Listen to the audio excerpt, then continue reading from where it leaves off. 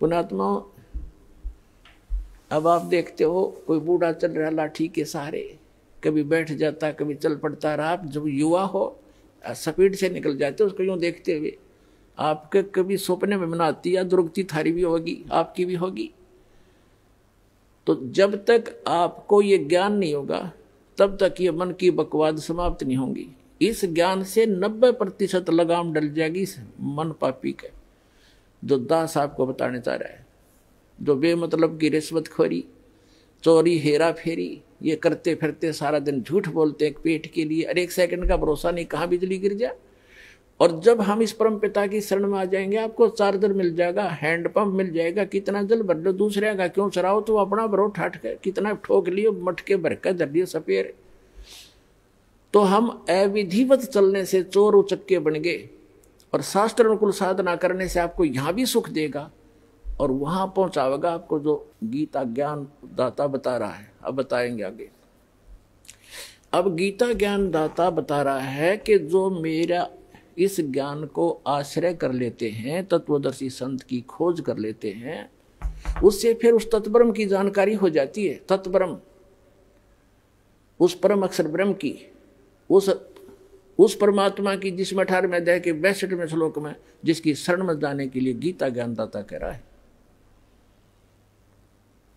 उसकी जानकारी होती है और सभी कर्मों से परिचित हो जाते हैं और सभी अध्यात्म कंप्लीट स्पिरिचुअल नॉलेज से वो परिचित हो जाते हैं।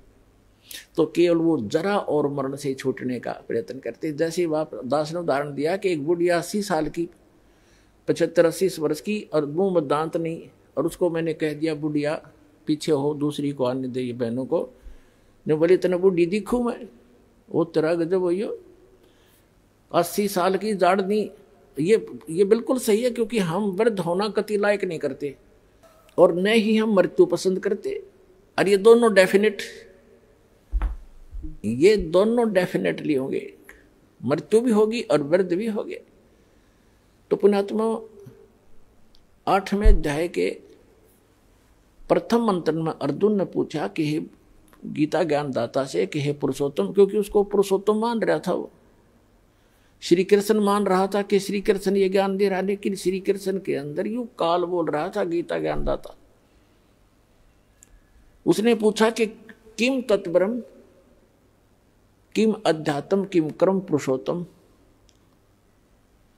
तो उसने पूछा कि वो तत्ब्रह्म क्या है जिसको जानकर, और क्या वो अध्यात्म ज्ञान है, उसके विषय में गीता ज्ञानदाता 8वें अध्याय के 3रे मंत्र में कहता, श्लोक में, कि वो परम अक्षर ब्रह्म है।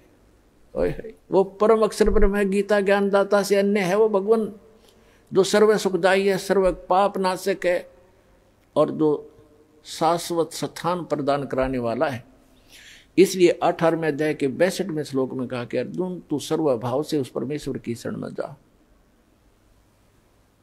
उसकी कृपा से ही तू परम शांति को और सनातन परम धाम को प्राप्त होगा।